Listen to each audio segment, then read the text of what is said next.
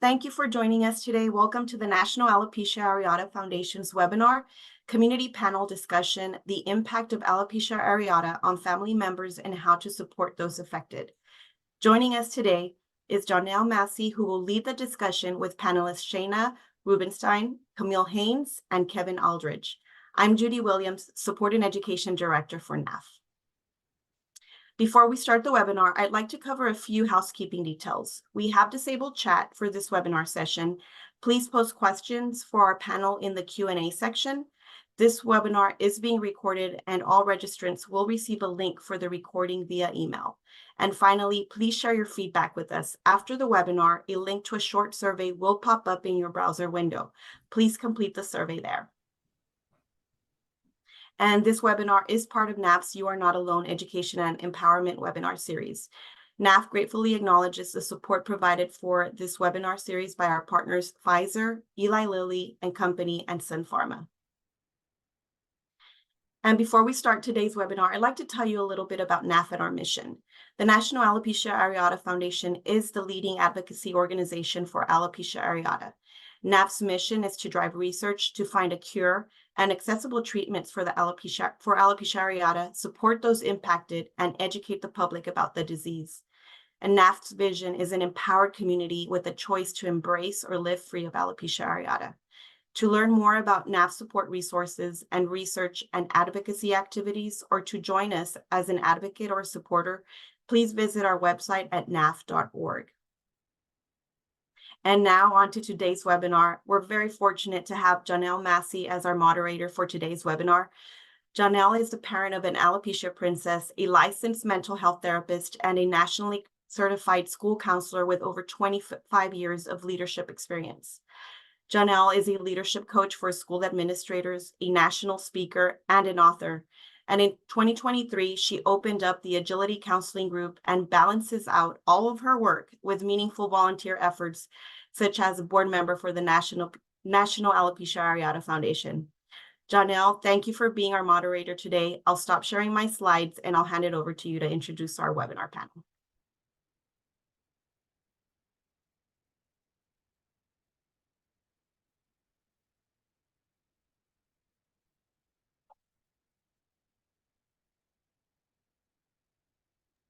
Okay, I'm sorry about that wait time there. My screen went blank and I panicked a little bit, but thank you everyone for joining. My name again is Janelle Massey, and I am honored to be facilitating this webinar this evening. I want to start out by introducing our esteemed guests this evening, starting off with Kevin Aldridge.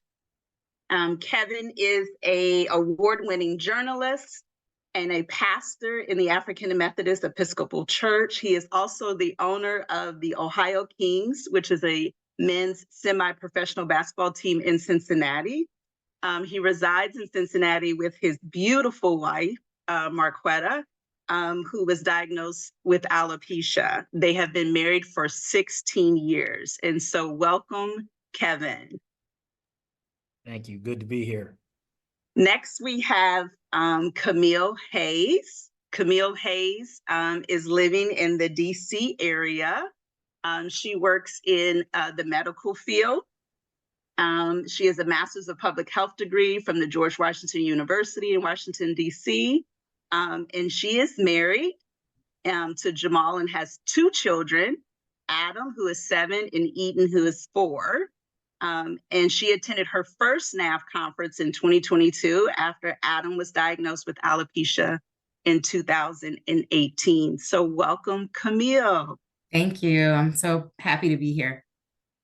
And last, we have Dr. Shayna Rubenstein. Shayna is the older sister of Simon, who was diagnosed with alopecia at a young age. He is also my fellow NAF board member, shout out to Simon, and a longtime conference attendee, both Shayna and her brother Simon. The family attended their first conference after Shayna was looking on the internet and found a NAF, and that inspired her to be a counselor. and be involved with NAP as well. So welcome. Thank you so much. Happy to be here.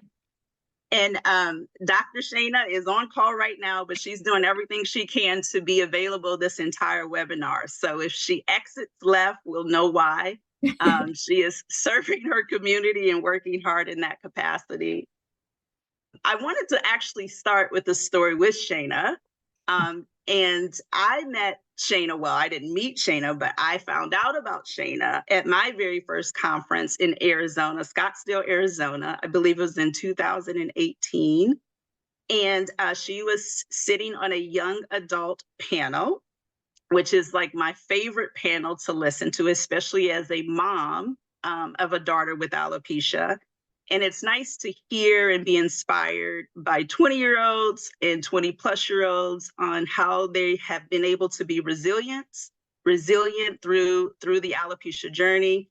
And she made me cry.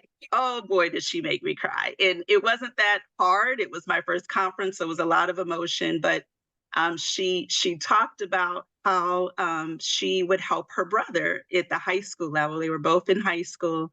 In the hallways, her brother signed a piece, I believe, and drew in his eyebrows. This was back in the day. And she would like make signals with her brother about, you know, touching up his eyebrows and helping him with that. And I just thought, at the time I had two young girls, and I thought, oh, the siblings, they learn so much about this. They have a real life lesson in empathy. And then she announced that she was going into medicine, and all of the parents went crazy and, you know, excited and just inspired about her story. So I want to start with Dr. Shana Rubenstein, just about how you were introduced more specifically to alopecia, and how has it been for you as a supporter, a sister? Yeah, thank you so much for that story, Janelle. I do remember that fondly. It was a great conference. Simon was diagnosed with alopecia in around 2002, 2003-ish. And I was a fourth or fifth grader at the time. We had just gotten a computer at our house, and I was into Google. And so it feels kind of lonely, or you feel kind of helpless being the person that's not affected sometimes by alopecia. And I was just, in that older sister light, trying to figure out whatever I could do for my brother. And so 10-year-old Shana used Google and found this organization called the National Alopecia Areata Foundation. I didn't really know what a foundation meant or what resources it would provide, but I remember printing out the web page and bringing it to my parents and being like, I think this looks like it could be helpful. We went to the conference the following year, and it's just been a really great resource for our family, and especially for Simon to be able to meet other people with alopecia, and for me to sort of feel less hopeless in my ability to be a supporter. And I think it's really helped garner a lot of those skills along the way. Thank you, Shana. We'll go with Camille next. Camille, I want to know specifically, how were you first introduced to alopecia? What that experience was like? So, I mean, I knew what alopecia was, just because I've been in and around the medical field myself for a while, and I've heard of it, but I first was introduced to it personally with my son when he lost one about quarter-size spot on his head when he was almost 3 years old. And honestly, I actually thought he had fallen, because he's rough and tumble. He's doing things all the time, falling. And I thought the hair fell out because maybe he had hit his head. And it wasn't growing back. And I ended up going to his pediatrician, and she was like, I'm not sure what that is. I'm not sure if it's ringworm or he fell or whatever, but I'm going to refer you to a dermatologist. And as soon as I got to Dr. Brown's office, he was like, that looks like alopecia to me. I'm going to prescribe you some cream, some cortisone cream, and, see what happens. Cause it was just literally just one discrete spot at that point. So we applied that every day, like whatever the prescription was, he told us, I think it was like twice a day, and it came back. The spot came back and I thought we were done. And I can't remember the exact time frame for when we realized we were not done. Spots just shortly started coming out all over his head. He was in pre-K 3 at that time. And it was just falling out every time he would take a bath. Hair would come out. And I told myself I wasn't going to get emotional, but this part of the journey for me, when it was first happening, was very emotional. I'm not like this anymore. Now that he's almost 8 years old and we've been living with it for a long time, and he's doing okay, but this is taking me back to when this was all happening and I didn't know what was wrong with my son. I didn't know how he was going to cope with it. I didn't know how I was going to cope with it. And I was very emotional at that time. I tried not to let him see me do that. But anyway, so spots just started falling out and we started keeping his hair pretty short just to kind of mask it. But you couldn't, it was very patchy. And then COVID hit. And then we were just at home. And then all of it came out, but it didn't matter because we were just at home. So I didn't really think much about it. I didn't think about people staring at him or how he was going to feel if people stared at him and said something, because we didn't go anywhere. And then miraculously, it randomly started growing back during COVID. And so he got most of it back on the top, and then it was pretty patchy on the side. So we did what's called a skin fade, and he just had skin fade on the side and the back and a little bit on the top, and it was cute. And then I don't know the time frame, but he was like, "Mommy, I touched my hair and it's coming out." And then it came out in clumps. So we cut it down, and then he's been completely bald ever since. And now he's 7, about to turn 8 in 2nd grade. And, he's the only bald person at his school. And I'm actually just really impressed at how he handles being completely different than anyone in his school. And I'm inspired actually by the way that he deals with it. So that is the way I was introduced. Yes. And reintroduced. Yes. Yes. One of the most difficult parts about the disease. Yeah. I agree. Yeah. That was one of the most tumultuous times, is when it was coming out, growing back. Yeah. And now it's just been out, and it's actually kind of easier. It's weird to say, but it's kind of easier. Yeah. Dr. Shana had mentioned something about feeling hopeless, or helpless. And it's like when those waves come, it's like it's a sunshine of hope, and then it's like, wait a minute, what's happening? And so it's like a roller coaster in emotions in that way too, mimicking the disease itself. Kevin, how are you? I'm good. How are you? Good. So before I ask you the same question, I'm actually going to read a quote by you, the one, Kevin Aldrich. It says, "My wife has alopecia. I've dried her tears, affirmed her beauty, and used only my words to support her." And that was immediately after the Oscar slap. And I thought, how powerful that last line, "I've only used my words to support her." And other people thought that was powerful because it then went viral. And I'll let you tell the rest of the story, where it landed you. And but first, please tell us how you were introduced to alopecia.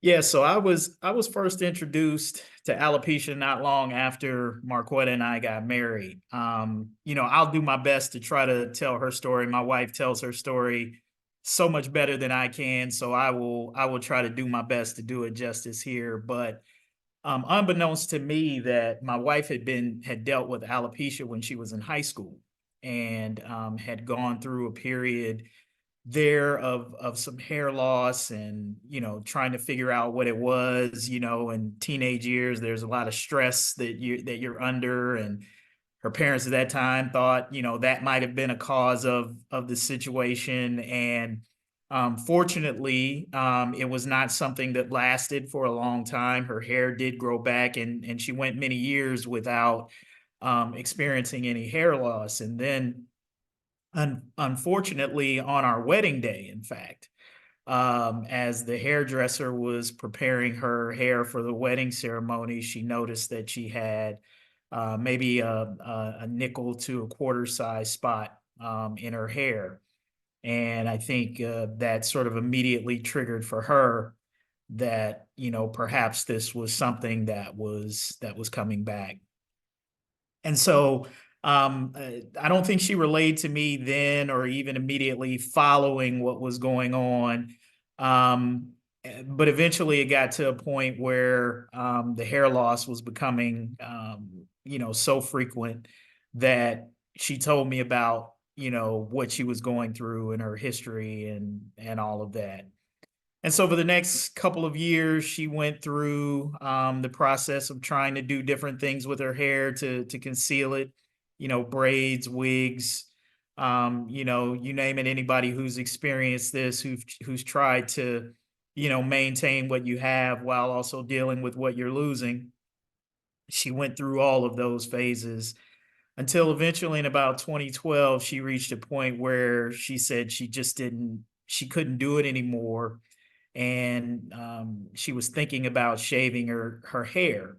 And I can remember even to this day how difficult a conversation it was, because I think she was primarily concerned about what my reaction was going to be to this. So it was something that she was struggling with, but she was also concerned about what my reaction was going to be. And so when she told me she wanted to shave her hair, I told her that I was going to be 100% behind her if that was what she wanted to do, if that was what was going to make her feel better and feel comfortable, and not to worry about how I was going to react to it. I wanted to reassure her that, my marriage to her was more than just physical attractiveness. And, you can see from the photos, even with or without hair, I have an incredibly beautiful wife. And so, but even more so than her physical attractiveness, it was who my wife was that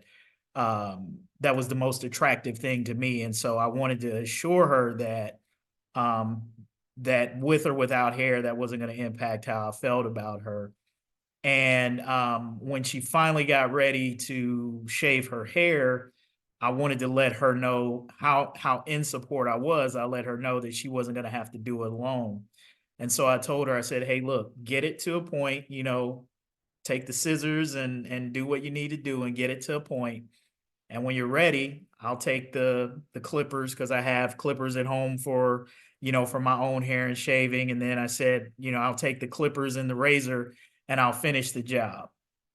And so I did my best to give her my best barbershop treatment to pamper her. We had the warm towels and all of that good stuff. And I tried to make sure I took really good care of her, and letting her know that she wasn't alone in going that step in the journey.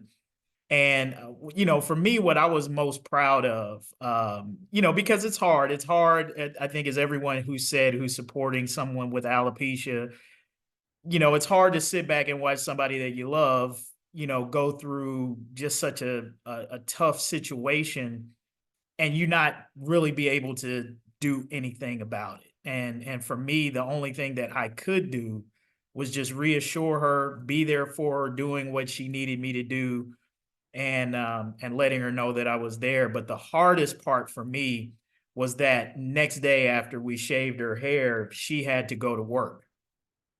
And I knew that, she was going to be incredibly nervous, incredibly self-conscious about that, because she worked at a school at the time. And of course, you're going into a school with little kids. You never know what kids are going to say and how they're going to react, let alone the adults in the building who are going to be seeing her for the first time. And just this sense of having to send her out there, by herself, not being able to be there to just kind of protect her or defend her if necessary, was a very difficult thing for me to do. But it was also something I knew she had to do because I knew I wasn't going to be able to be there every time. That eventually she was going to have to be able to go out and be comfortable in her own skin and in her new situation by herself because I wasn't always going to be there. And that was just a hard thing to do, but I was so proud of her. I always tell people that my wife is the most courageous person I know because the guts that it took, to be able to do that.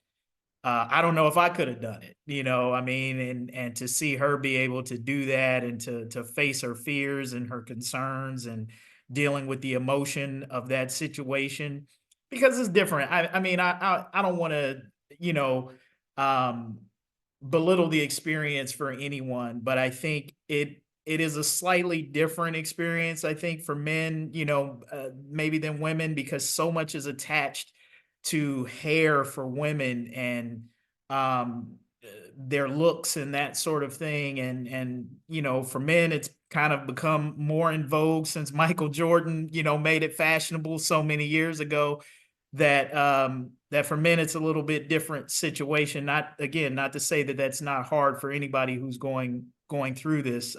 You like to have a choice, as my wife always reminds me. It's one thing to make a decision to shave your head willingly, and another thing to kind of be forced to have to make that decision. Mhm. But I was just so proud of her in that moment, and ever since then, that's pretty much how she's been living her journey. And so I'll go ahead and leave it there. And Okay. and if there are any other questions, I'll be glad to elaborate. Okay. So I had mentioned the quote too. So thank you for that wonderful story. I mean, I hear that you are the first husband that might be represented in all of the 2 years of webinars for NAF. So you get your time, Brother Kevin, okay? Because the spouses want to hear from you, I'm sure. But the quote that I was referencing too, after the slap, went viral. And for those who don't know, led Kevin and his wife to the Red Table Talk with Jada Pinkett. So if anybody wants to see that, I'm sure you can just Google it and find it. But again, he was able to share what he's sharing with us now to the world about how this disease impacts not just the person with alopecia, but also the family members. As you were talking about letting her go and wanting to protect her, it so sounded like a parent's situation. And I thought that was so interesting how those kinds of feelings are parallel, even for a spouse and a parent, because Camille, I'm sure can attest to how much worry and wanting to protect our children. And Shana, you're probably thinking the same thing, a sibling sharing the hallways with your brother at the high school. So yes, absolutely. This is what we're here to talk about today, is some strategies and ways we can support our loved ones, but also to validate our experience in the things that we are going through in trying to help our loved ones.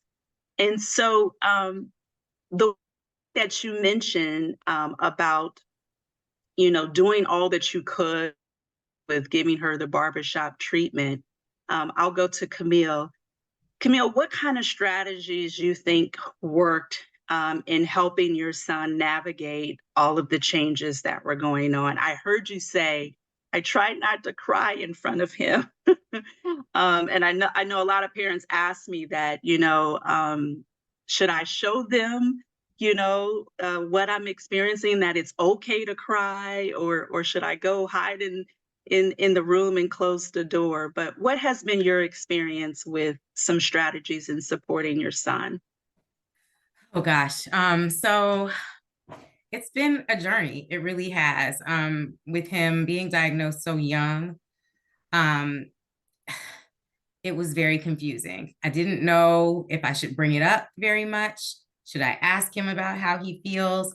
Because for the first couple years, I don't think he really noticed. At 3 and 4, you kind of just are living life, you're playing, the other kids aren't really noticing looks or anything like that either. And so it really didn't come up a lot for him. It was more me worrying that, how can I help him? How can I, change this? What can I do to make this better? Right? That's what I was thinking at the time. I don't feel like that anymore, but that's what I was feeling at the time. And so the things that I tried to do to support him were to really emphasize that your worth, and anyone's worth, not just his, because he looks different, but people's worth is not tied up in what they look like. People's worth is tied up in who they are, how they treat people, and what their values are. And so even without talking about his hair loss, that is something that I just constantly try to instill in him so that he understood that as he was growing up at such a young age with alopecia. And I think that it has helped because he is not hyper focused on it. And I do worry, though, that as kids do, they keep things from their parents. So I'm not sure if he's not talking about it because he doesn't have feelings about it, or he just doesn't want to share those feelings.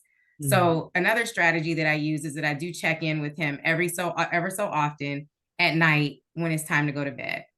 I'll turn the lights off and lay down with him in the bed and just talk to him. I'll ask him about how his day was. I'll ask him if anything happened or bothered him. And in those moments, sometimes he has actually shared that there had been something negative that happened. A lot of times he's also just like, I'm fine. Leave me alone, and that's fine as well. But that is a tactic that I try to use, is to just check in with him and ask him how he's feeling, and really listening to what he wants, what he wants to do. He's old enough now that he knows how he wants to live and how he wants to look and what he wants to do. And so not trying to force him into anything or force him to, be or look a certain way. And so those are some strategies that I've used to help support Adam. Thank you, Camille. That's so awesome. I remember dragging Kayla at age 4 to doctor after doctor after doctor to try to figure out what was going on. And one visit, she just got up from the little chair and grabbed a box of tissues before I started crying in the session and handed it to me because she knew what was going to happen. I thought, I've got to get myself together because she can't wait to leave the office and go play. And here I am worrying about the future, not living in the present, worrying about, is she going to have a prom date? And she's 4. Yeah. It's so those feelings are valid. I'm going to give you all the business, parents, because I want you to know that those thoughts are not crazy. We all have them. And it's just part of the journey. So Shayna, what about you? Any strategies? I mean, as Simon got older and to support him? Yeah, I think when I was younger, it was more just meeting him where he was at. He had patchy alopecia for the majority of his life up until like his early 20s. And so I think earlier it was just sort of supporting him and making sure that he felt okay. He mostly wore hats. He didn't shave his head until very late in high school. And then I think that, going back to the checking in with yourself, I think that I didn't always understand why it was so hard. And that sounds a little callous, but in talking, going to NAF conferences, having a bunch of friends with like alopecia and female friends that have just shaved their heads completely, I sort of felt like I was wanting to push him to embrace himself more when he just really wasn't ready to do that yet. And so I think like checking in and making sure that for me, I wasn't doing anything from my perspective towards him, like my perspective, reflected back at him, but really just figuring out where he was at the time. He got his first wig, I think, senior year of high school, right before prom, because he wanted to, not have to wear a hat to prom. And then he wore that all throughout the first year of college, and I would feel sad in my heart because he didn't tell his roommate. He would go to bed in one wig, wake up before the roommate would wake up, take a shower, put on a new wig, and things like that. And I think that when he embraced himself and felt confident and comfortable no longer wearing a hairpiece, I felt like I could sort of be with him in that journey. And it was just sort of checking in and realizing that we have really come so far, and just being proud of that perspective along the way. And I think that everyone's journey looks different. It took Simon 12 years to shave his head, 15 years to feel comfortable being bald, in the world. And so as like a sibling, I think I was just there along with him and just trying to be as supportive as possible, and trying to be at least a little introspective as a teenager and not forcing him to do things that he wasn't ready to do. So once again, sounds like the parents also, role of trying to force, kids to do things. And it's amazing how interwoven the experiences are, no matter the relationship you have with that person. You said so many wonderful things. And I know when Kevin was talking about males versus females, I go, oh, he's really got to get in tune with the community, because I tell you what, boy moms will let you know that it is emotional roller coaster and just as impactful for males as it is for females. All you have to do is hear a story. And what's interesting is if you ever see Simon at a NAV conference, he's going to be the one that you see on the dance floor, and you're going to be like, oh, that must be Simon. So he is very much comfortable in his own skin today. And I think one of the strategies that you didn't share overtly, but like the fact that you went to the conferences and supported in that is huge, because I had a mentor for my daughter who had a twin sister who did not have alopecia. So shout out to Kara and her twin. And I think Kara was involved in like competitive cheer or some type of volleyball. Kara had alopecia, and her sister would attend the conferences when she could not. So the sister that had hair had so many friends of siblings and patients that she was still involved, and she would go back and, tell Kara what she missed and things like that. So being a part of the community, I think, is a huge plus for you in helping your brother. So yes, I love that. Good stuff. Good stuff. So what mistakes have we made, do you think? And I think I heard Shayna already say that, trying to like push him, in getting him to do something that, you didn't necessarily, you wanted him to be free and not go through the whole waking up in the morning with the wig on before the roommate. But he wasn't ready. So I keep hearing we have to follow their lead. Kevin, any mistakes, or are you the perfect husband? Hardly. I think you could probably talk to my wife and she'll tell you pretty much all my faults. No, I would say if I would say some mistakes that I've made, I certainly think I could be more complimentary on a much more consistent basis with my wife.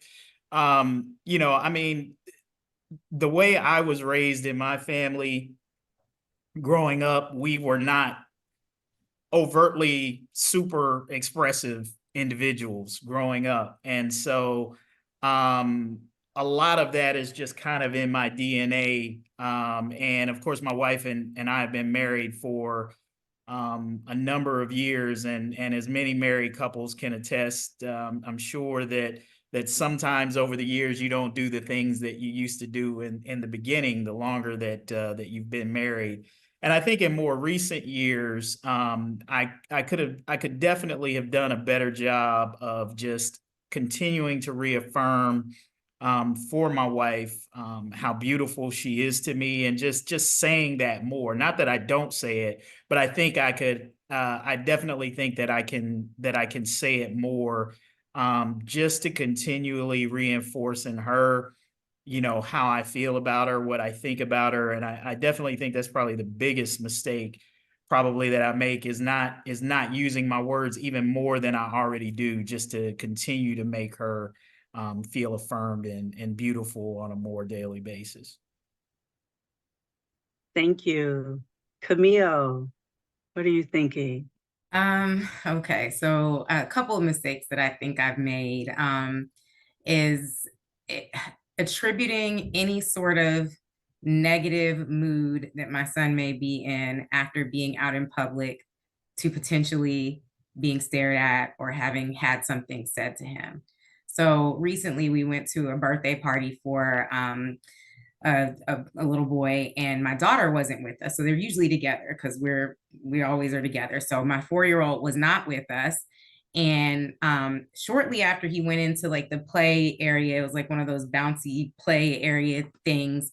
He came running back looking for me and on the verge of tears. I could see he was fighting back tears. And I was immediately, the first thing I thought was somebody said something to him. And I kept asking him in that moment, like, what happened? What did somebody say something to you? Did somebody do something to you? Did somebody say, and I didn't say it outright. Did somebody say something to you about not having hair or being bald? But that's what I was feeling. I in my heart of hearts, I felt that way. And he says, no, I just want Eden to be here. That's my daughter. Because he's so used to being everywhere with his sister and playing with his sister. It was the first birthday party that he hadn't been at with her. And that was what was wrong. Nobody had teased him. Nobody had called him a name. Nobody had bullied him.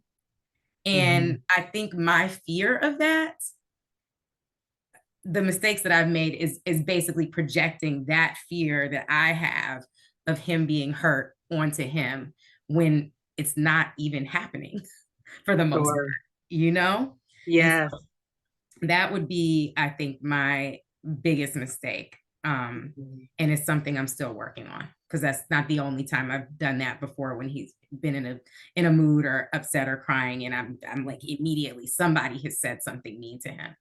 And most of the time they don't. They actually, in our experience, most of the time he's not having that experience.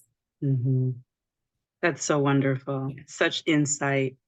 I will chime in here. I have 2 girls, and I remember going to the doctor with my daughter, just a regular well visit. And I, talked my doctor's ear off about my family. And she's also the pediatrician of my oldest daughter.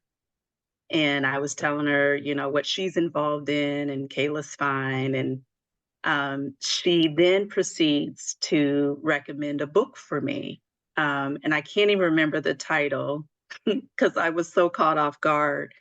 But essentially, the book was about parenting siblings of a diagnosis.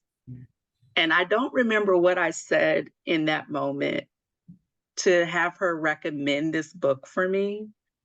But I think I knew once I got in the car that I had spent all this time and attention and resources and emotional energy on my youngest, Kayla, with alopecia, that maybe I had forgot about my other child.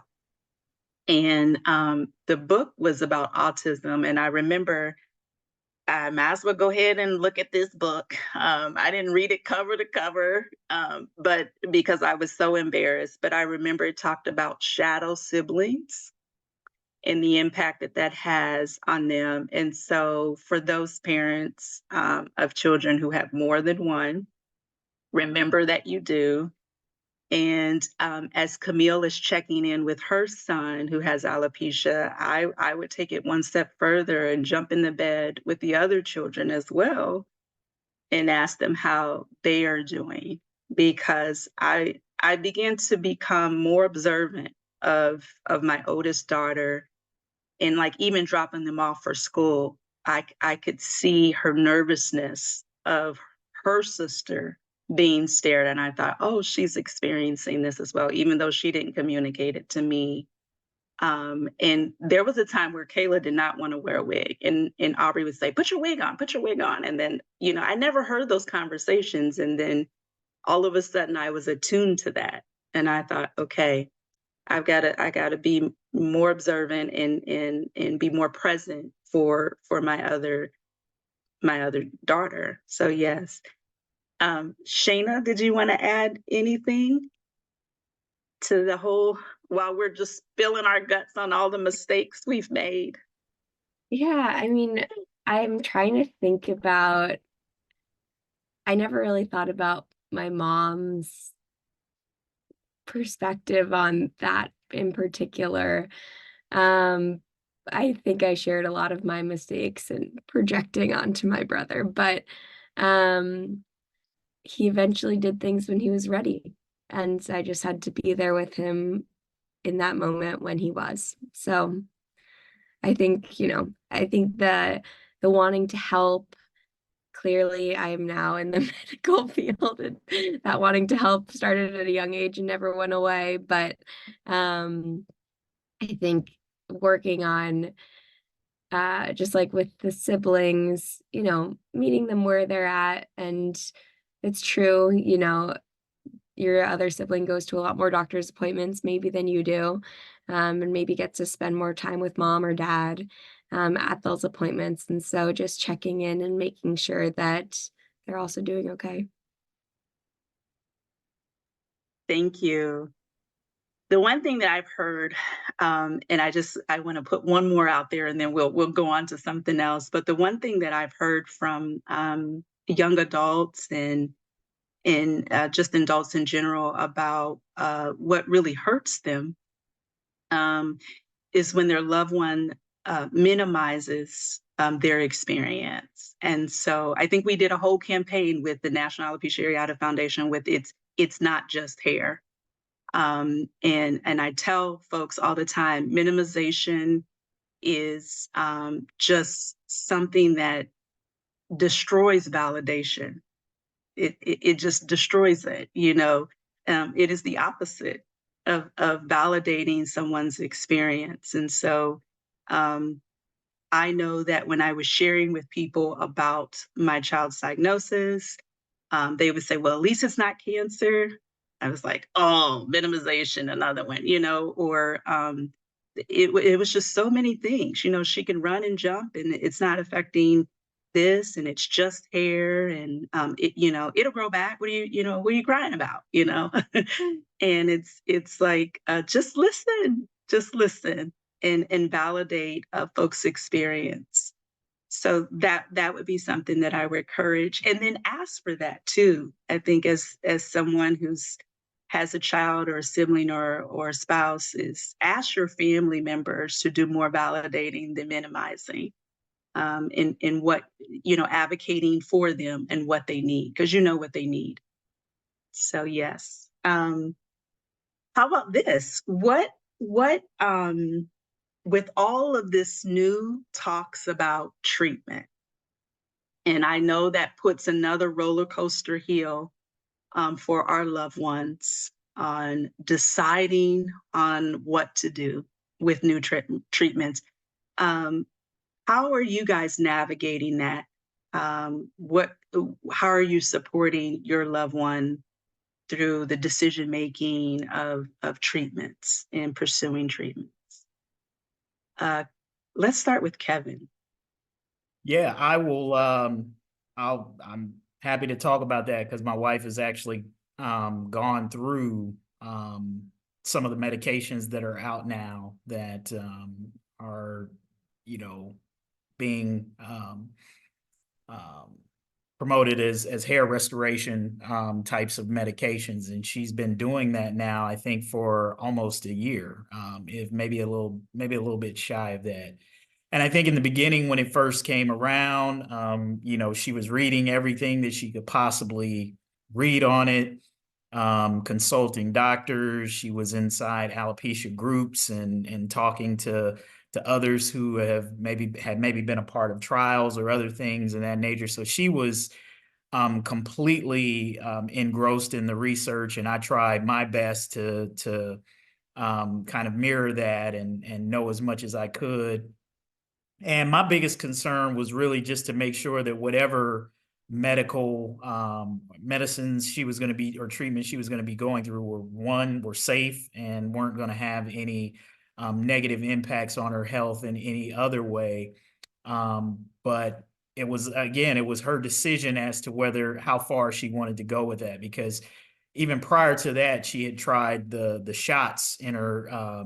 She was going to the doctor periodically every few months, and she was getting as much as 20 to 30 shots in her head every doctor visit, which I can't imagine the pain of going through that process. But that's how badly she really wanted to try to find a solution to her situation. And so she's been going through that process now for about a year. She was seeing some growth, not a ton, or at least not to the level that she would have hoped. And so we just recently had to have another conversation and a decision that she made about whether to continue to try to, let her hair grow, because summer's coming, it's getting hot, and she was going through that whole conversation again about, do I want to do wigs for the summer, as my hair continues to grow and it's hot and everything that you have to deal with that. And I think where we landed on it was, look, if the hair is growing and the treatment's working, you can shave, now, and the hair will continue to grow, and it'll grow back. And then we get to the fall, and when the weather gets cooler, you can kind of let it grow again and see where things are. And so it was always kind of this process of letting her decide what she's comfortable with, what she wanted to do, and then just supporting her throughout that process. And so even with the medication, there's still the roller coaster of the ups and downs of nothing being guaranteed, and having your hopes being built up for something that you've seen that has had success for other people. You're hoping it might have success for you, and it having some success, but maybe not as much to the degree as you would like.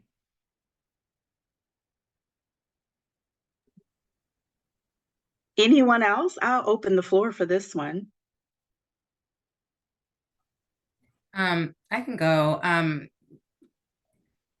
do feel like the newer treatments are complicating decision making as a parent, because as a parent of a young child, you are the one usually making medical decisions for your child, right?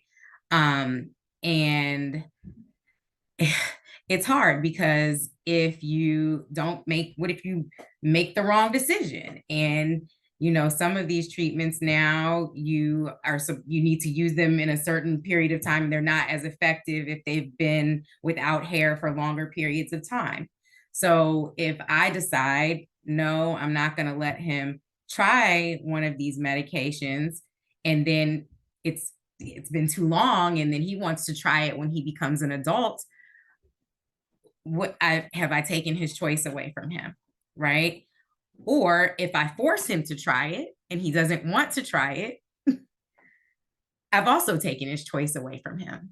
So as a parent, I feel like I'm really in a very difficult position when it comes to the new medications. I have been following them and follow the research, and looking at the safety profiles and everything like that, and just learning as much as I can. But at the end of the day, do I make a decision for somebody, or do I not make a decision and impact something down the line? And so that's where I am right now. And I'm confused. So just, I don't have the answer. It is a very complicated decision-making process, and I really don't know what to do. Yeah. And so that leads us to, like, we need support as well. I think sometimes we are so focused on being the helper to our loved ones with alopecia that we forget that we also need support too, and having these conversations with other parents or other siblings or other spouses.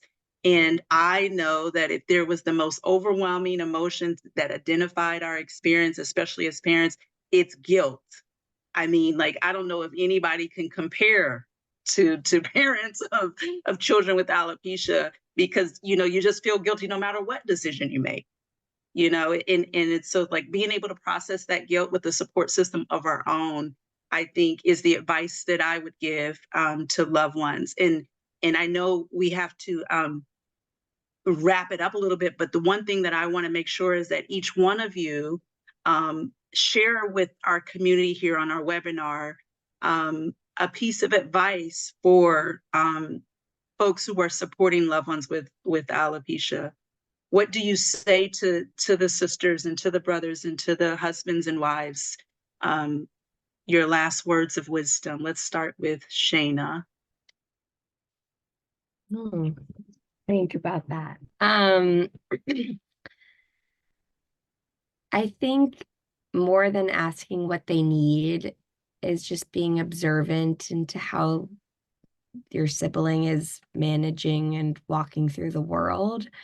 You know, Simon never overtly asked, like, hey, can you make sure that, you know, my bald spots aren't showing? But just being aware that for me, that that was something he was really self-conscious about. And just, you know, being able to reflect and just say, okay, like, if I see something, I'm going to tell him, because, or just, you know, make a sign to him in the hallway so that he feels more confident in his own skin. And so I think, you know, I've never been a parent, but I think encouraging the siblings to just, you know, be with their sibling, come to the conferences. I think that was really helpful. And just understand that everyone's at a different stage in their journey with alopecia, and to not try to project what you think that they should do onto them. Thank you. Kevin. You got 3 minutes, Kevin. 3 Just minutes. kidding. Oh, wow. I'm just kidding. I would just say to the husbands out there, always make your wives feel like it's their decision, whatever direction that they want to go in, and support them in that decision. And then also be honest with them when they ask you to be honest with them. Because I think part of the security I think that a spouse needs to have is that trust, that truth, that what you're saying is the truthful thing. My wife always says, well, I know you prefer me with hair. And I'm like, well, I'm sure you prefer me to be 7 or 8 pounds lighter, right? It's like, yes, we all have our preferences, but that aside, I still love you anyway, right? I'm going to love you through whatever it is. And so I think, like, that's the thing for husbands, is just to remember those vows that, you know, that you took, that, you know, for better or worse, for richer, for poor, in sickness and in health. And in situations like these, that's when those vows, the truth of those vows are tested. And so that would be my sound advice, is just to be as supportive, always let them make the decisions, because ultimately it's their bodies, it's their situations, and we can't imagine what that situation is like. And so I always want her to feel like it's her choice, it's her decision, and I'm going to be there for her wherever she is in the end. Thank you, Kevin. Thank you. I see that Judy's on now.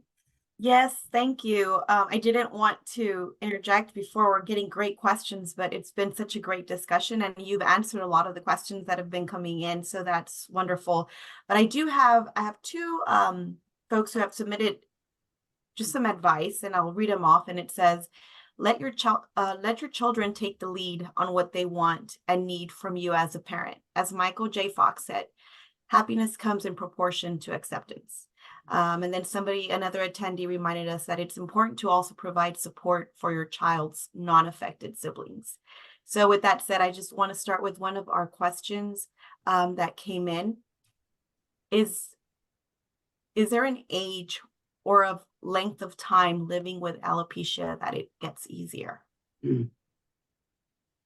Well, I will say that it's really based on the individual.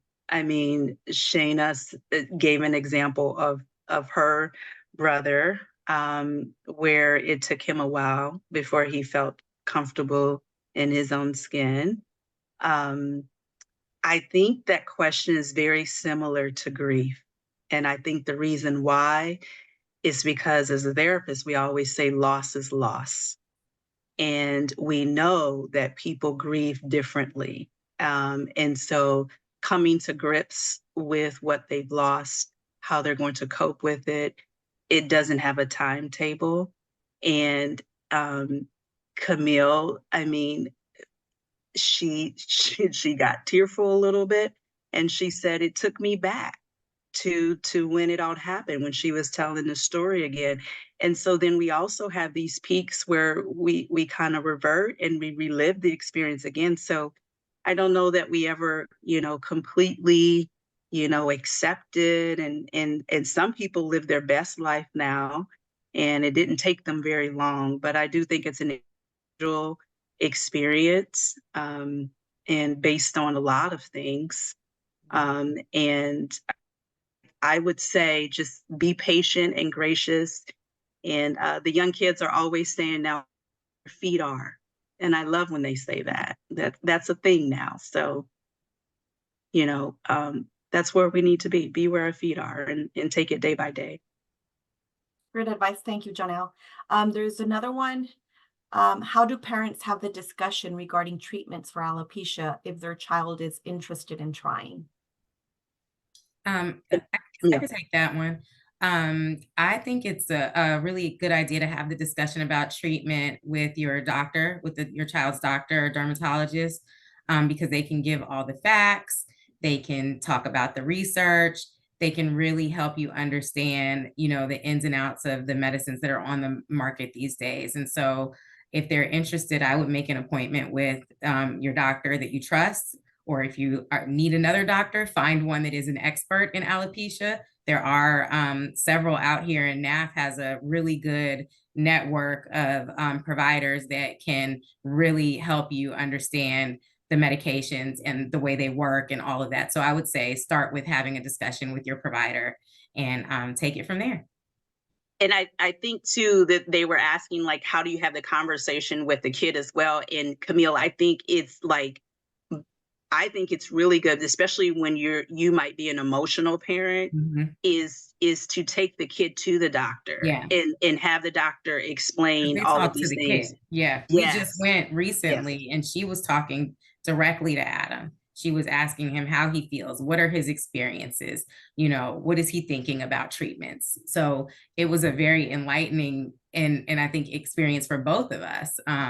Because then it opened up the conversation for Adam and I to have it in the car after we left the doctor. I was like, so how did you feel about that? What were you thinking when she was talking to you about these things? And so. Yeah. So once again, we're following their lead, and Exactly. then they are put in a position to advocate and have the conversation, since it is about them and they're in the forefront of that office visit. So yes, they'll let you know too, sooner or later. Yeah. Yeah. Well, Kayla, she said, I'm ready. I've been to enough conferences. I'm ready. I said, okay, we'll see. And Adam said, I don't want hair. That's what he told me the other day after that appointment. He said, I don't want to try anything. I don't want any hair. I'm fine the way I am. And I was like, well, I have to follow his lead. And that could change over time. And that's what I talked to him about too. If you change your mind and you decide you want to try it, the same way I've talked to him about wearing hats. If you change your mind, you can wear a hat. You can ask me about the medications again. It doesn't have to be, you know, one thing for the rest of your life. Thank you so much. Your experience, sharing your experience, Janelle, Kevin, Camille, and Dr. Shayna. This was great resource. Unfortunately, this hour just flew by, so it's time to wrap up, but we do appreciate what everything you've provided and shared with, and obviously it's such great information that will help many other families that are going through this. And please share your feedback for our attendees on today's webinar and help us plan for future presentations. A link to a short survey will pop up in your browser window at the end of the webinar. Your feedback is appreciated. And join us for our next webinar, Novel Developments in Treating Alopecia Areata. What is type 2 inflammation and why is it important? Have you ever wondered how eczema, allergies, and inflammation might be linked to alopecia areata? Join us for an insightful webinar with Dr. Emma Guntman, Dr. Benjamin Ungar, as they discuss their significant research on alopecia areata and type 2 inflammation, an inflammatory response linked to allergic conditions. They will explain how this research has paved the way for a new clinical trial in children to investigate a potential treatment for alopecia areata. Don't miss a chance to learn more about the latest advancements and their implication for the future of alopecia areata treatment. This webinar will take place on Wednesday, July 17th at 7 p.m. Eastern, and registration is now open. You can scan the QR code to register.